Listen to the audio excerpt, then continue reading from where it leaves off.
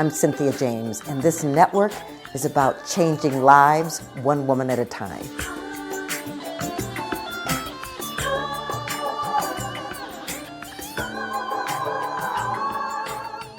Hello and welcome to Women Awakening. I'm your host, Cynthia James, and I get the honor of bringing a fabulous woman to you every week. Women who have said yes to their lives, who've stepped into their greatness, who've taken charge, and they act as way showers for us to remind us that we are in a field of infinite possibilities where success is available.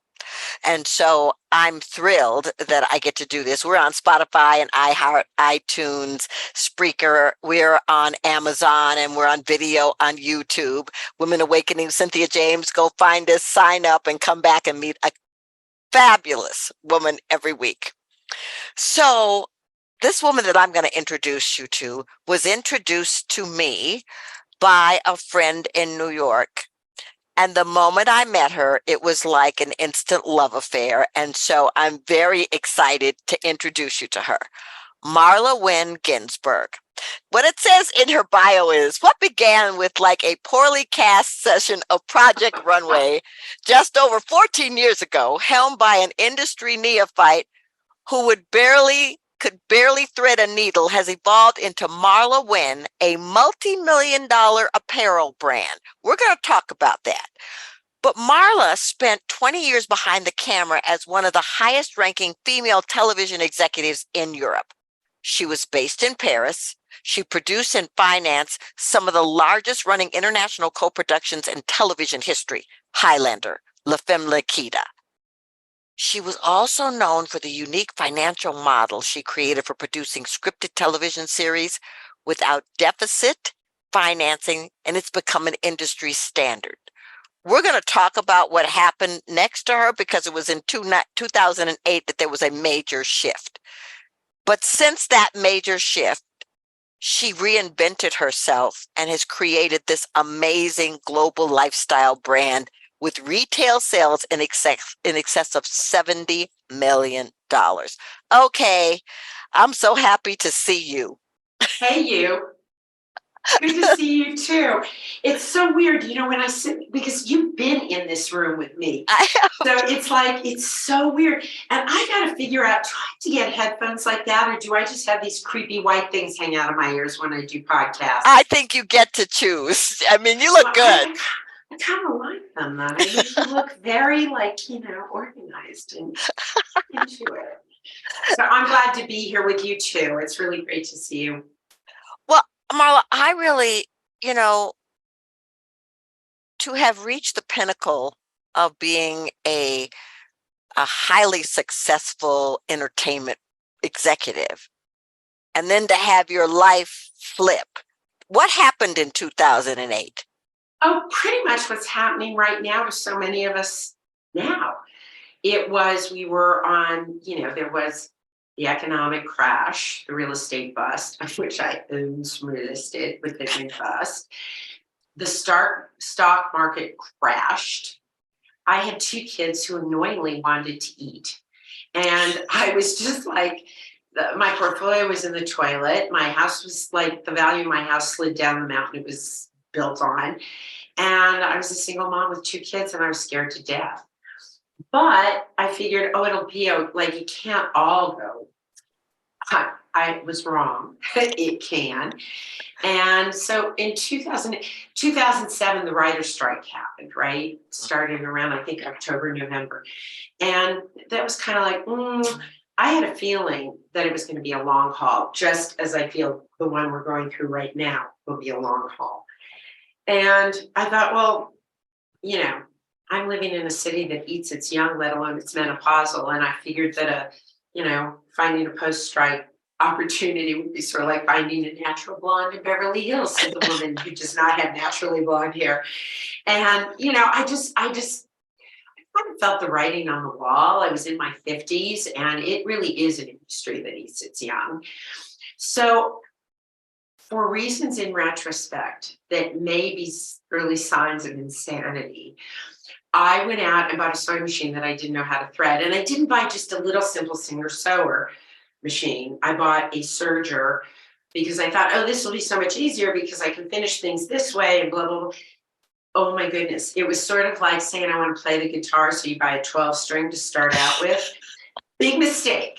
I get the bobbins and the tension, and I get like one of the bobbins in there, and I get it threaded, and then I do the next one, and then okay, now they're all in there, and I'd hit the pedal, and when I must have spent 6 weeks, like pathetic. So basically, what I did in '08 is I started to Google things. How to thread a sewing machine was the first one. The next one was how to make a pattern, how to sew, how to, almost everything you want to learn is on Google. If you want to be a brain surgeon or a rocket scientist or a lawyer, like, please do go to university. But if you want to do what I do, you know what? Everything that you want to learn is out there if you just read about it. It's just you've got to form that sort of discipline. And in 2008, I had 2 kids. The world was changing, much like it is right now. What I went through is so relevant to today with all the challenges we face.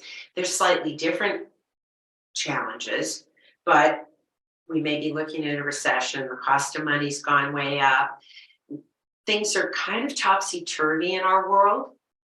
And by the way, I find myself once again pivoting to respond to the market changes that are going on that have to do with the industry that I'm in. But in 2008, I was just a scared single mom of 2 kids.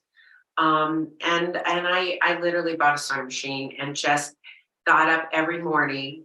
And instead of like reorganizing my underwear drawer, or some kind of task around the house, I just did the work. It is amazing in life. If you do the work, it works. Now, Yeah. I also had a lot of luck. So let's not exclude Lady Luck from the girls in this conversation, Yeah, but okay. You didn't know how to sew. No. What is it in you that thought that going into insanity? I told you, absolute insanity. Yeah, but there was something pulling you to the point that you would go on Google and find out step by step how to do this thing that you didn't know how to do. And was it that you love clothes? Well, I had 2 dreams. I wanted to be a talk show host. Okay. Because people would probably pay to shut me up. And I thought, well, maybe they'll just pay me to talk. However, no one was lining up for this offer. And the other thing is I always loved fashion. I lived in Paris for 20 years. We were friends with a lot of the people from LVMH and Dior and blah, blah, blah. And I got to go to the fashion shows and, across the way from the front row that I had, which was on the press side, was Anna Wintour and, everybody who was anybody. And I really loved fashion. And while I was living in Paris, I was always very interested in fashion and always felt like I had sort of my own sartorial sensibility. And I had asked Sidney Toledano, who was running Dior at the time and now runs the whole universe of everything in Paris. And he said, listen, next time there's a holiday, I'm going to take you to Dior. And I'm going to take you from the very top in those days, which was John Galliano's studio, all the way down to licensing so that you can understand what you're seeing when we do runway. Because I used to say to him, Sydney, nobody can wear those clothes. Nobody can afford those clothes. Why do you do this? And he explained it to me. And so I really seeded a passion for fashion, not only because I knew how to buy it and loved it, but also because I was very curious about how it was done, how the business worked. And I also knew that while we should never judge a book by its cover, we do. You go through the bookstore and you go, oh, nice cover. That lady looks nice. I think I'll read it. Or, ugh, I hate the cover. I'm not going to read it. We do. And we judge one another. We do it. We can say we don't. But I know you because I've seen you changing clothes and trying out my pieces. And when you would put on a piece that made you feel great, here's what happens. When you put on a piece that overwhelmed you or wasn't your style, that didn't happen. Clothes do make us feel a certain way. And that's one of the things I learned from Sydney. But I also learned sort of what the economics of the business are and how to start. And I just put it on a back burner and it was like my bucket list. Like, what will I do for my second act, right? Because it will come to an end. Right. I just didn't think it would come to an end quite that earlier. quite that soon or quite that radically, and I didn't know that it would involve losing every penny I had made and saved, and I had a few pennies. So in 2008, now, mind you, all these things I'm about to complain about are like privileged white people problems. So let's not, please don't, do not take out the violins. But here's what it looked like from my point of view. I can't even believe I'm going to say this. Here's what I did. I brought in a boarder into my house to pay for groceries. I drained the swimming pool. I got rid of my leased car and took back the used little Avalon Toyota that I had given my daughter for her 16th birthday because we were not going to be able to afford my car. I got rid of the gardener. I cut back everything. I learned how to make a meatloaf on Monday that turned to meatballs by Friday, or a marinara, because my portfolio was in the toilet. The house was in the toilet. I couldn't sell the house for what it was worth. It was an utter financial storm. Well, and so, that's what happened. Well, okay.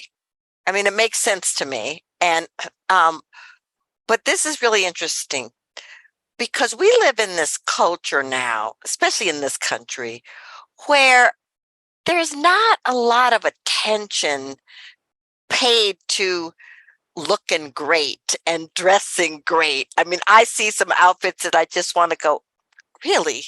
You made that choice this morning. You got up and went to your closet. Yes. When I go out, there are times when I feel like it's my public service. I'll look at someone and I'll think, you are beautiful. However, that's all wrong. And then I think, but okay, then the more spiritual side of me says, that's right for her. Get out of her face. Right. But there are these parts of me that's not so good that way. And I think, wow, it would be so easy for you to be so beautiful if you just made some simpler, different choices. I've never been a pretty girl. I've been an interesting looking woman, an unusual looking woman, but my looks were never my currency. My sense of humor was, and my brains. That was my currency. I didn't, get promoted because, oh, she's so cute. Right. I had to work my little tushy off.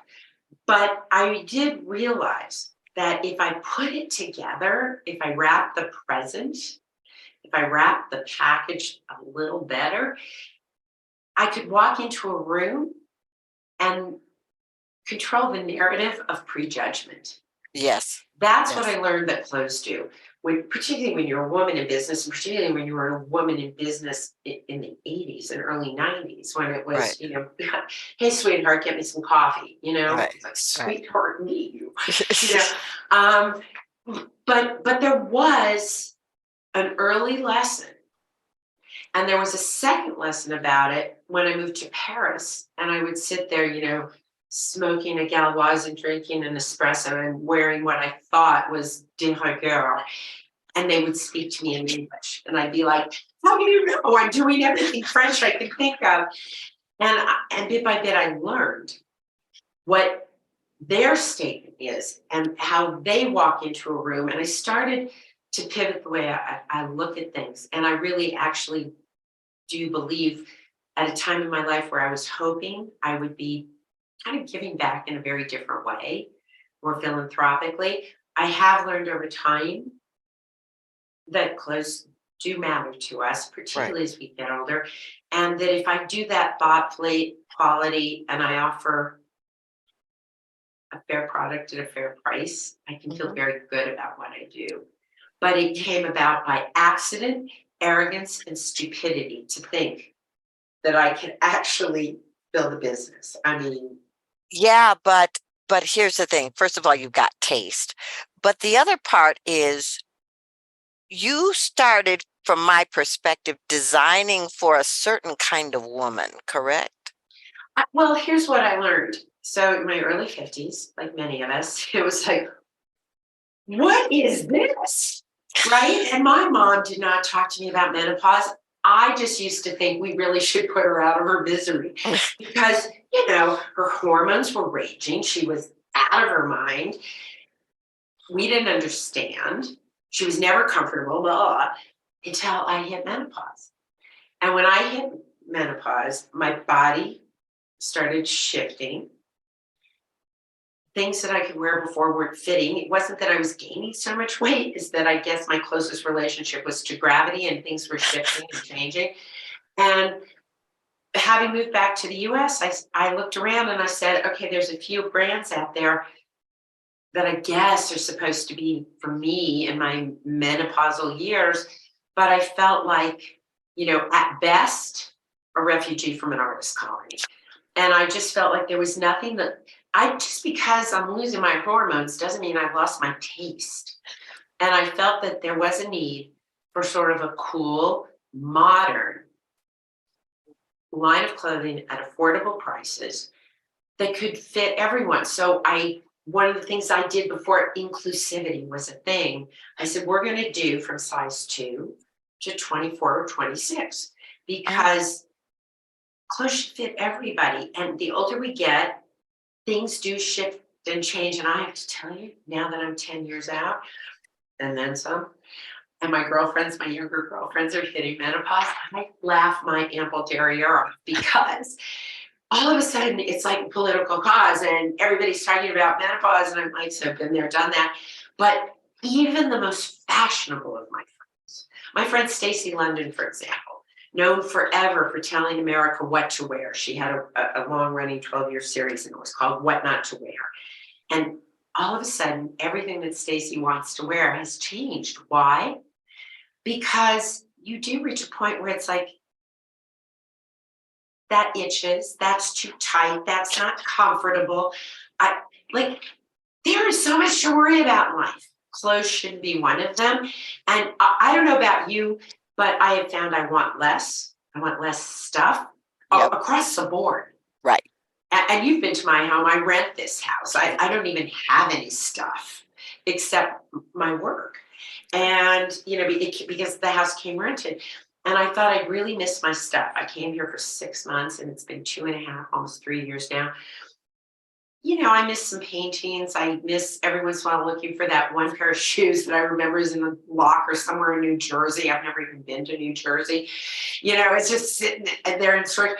But yes, I started to make clothes for real women with real curves. We are not all a size 2 with perfect little shape.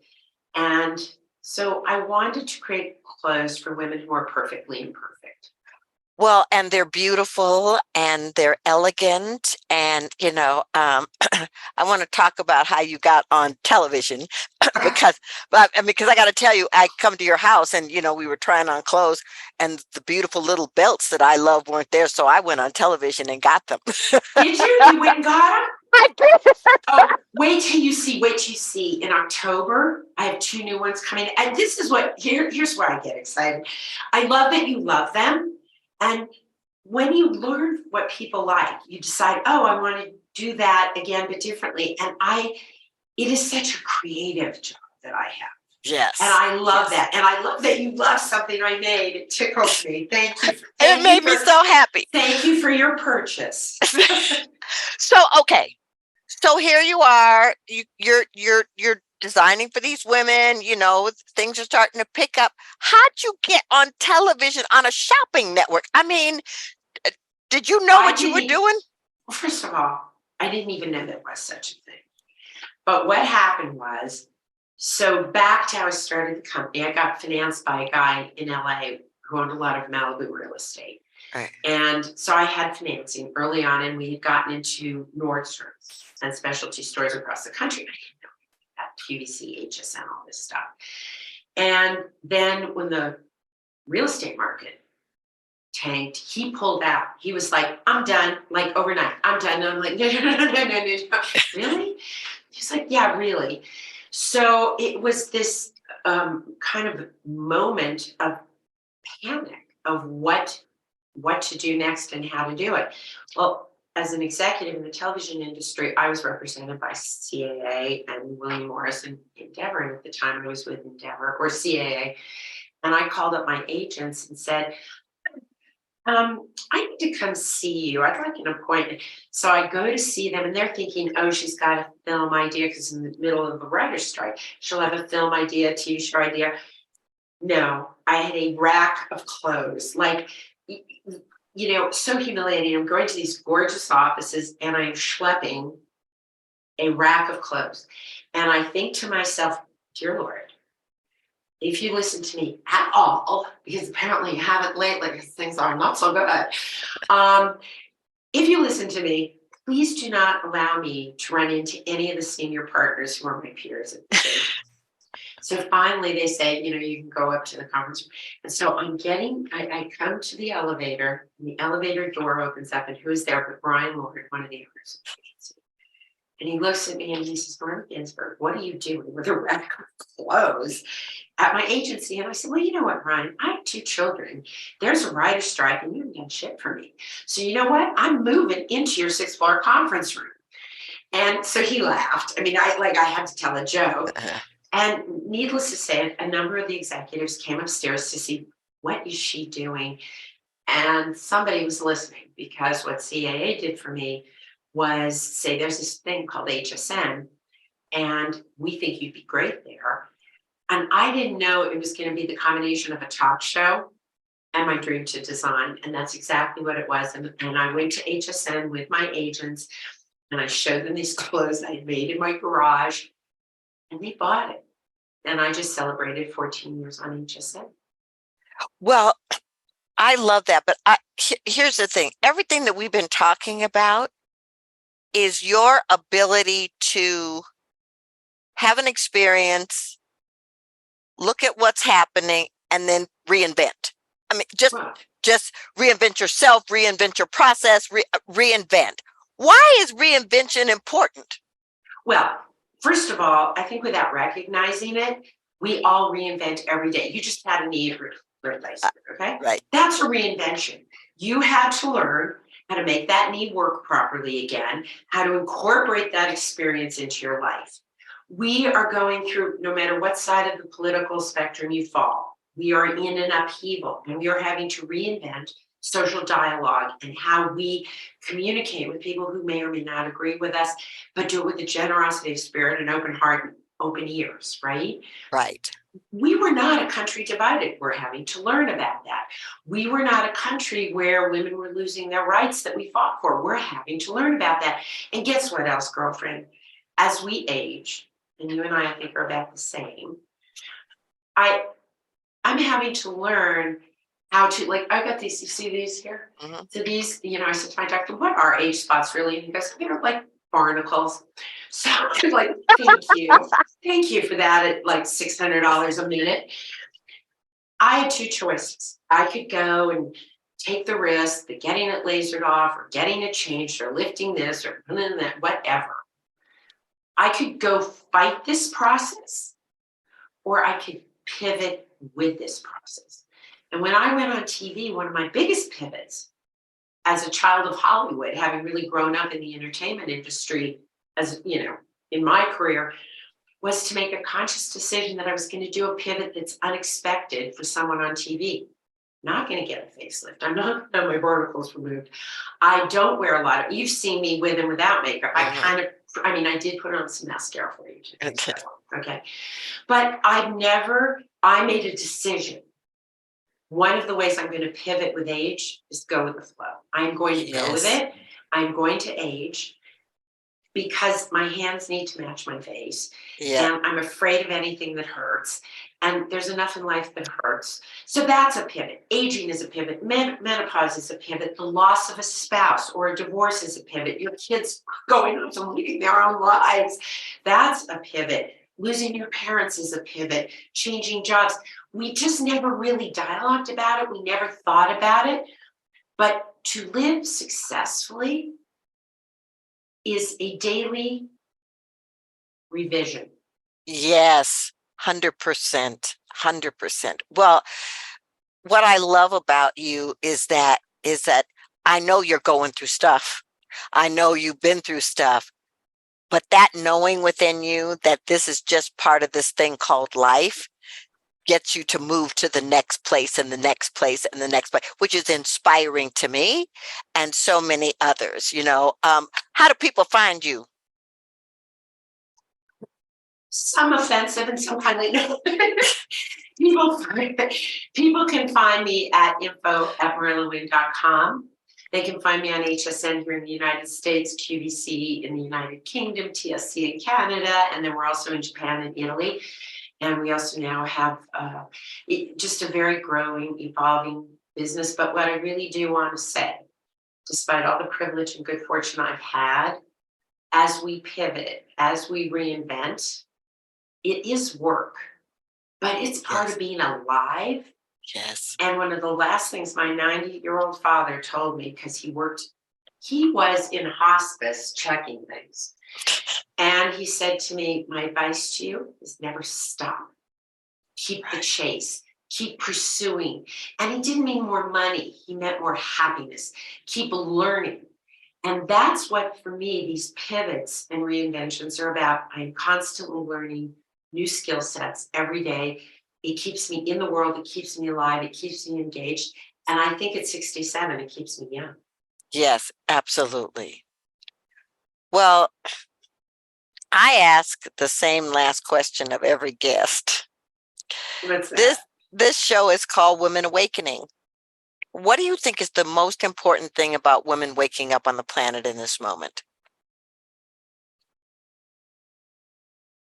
I think the first thing you have to realize is actually life isn't fair. Hmm. And you can spend every day being angry for what is lost, whether that's rights or health or age or the years, but that will not move you forward. So I think as we are learning that the road, I mean, one of the things I learned from the Forbes women was this path is long. Yes. This is a moment in time, but responding with anger will get us nowhere. Responding with some kindness, spirit of generosity, and true sisterhood. We weren't raised to learn to be on a team. And we have to be a sisterhood now. It cannot be lip service, because everything that the generation before me won so that I could have this life is being lost. And our jobs are to make sure that we teach our daughters. We need to teach them financial literacy. We need to teach them to truly support one another. We have to teach them that there is no room, no meeting that you will ever go into that doesn't have a door. And if anyone is ever inappropriate, you zip out that door. No job, no man, no nothing is worth it. But that support of sisterhood has to really mean something now more than ever. I don't know if that's an answer to your question. Well, it's a beautiful answer. Thank you so much. It's great. Well, Marla, you inspire me. I'm so excited to be your friend, to get to come and try on your clothes. I thank you so much for being here. And you have to come over because I got a whole new slew of stuff that's moving on out. So come over, come shopping. It's on me, and I'd love to see you. Okay, thank you. Okay, ladies, I say the same thing to you every week in a different form. You have got no more time to keep fooling around, pretending you're small. No more time. This is the time for you to open your eyes, step out, take a risk, open your heart, open your mind, and create something new. The world is waiting for you, and we are here because we have a purpose. Thanks so much for being here, and I will see you next time. Much love.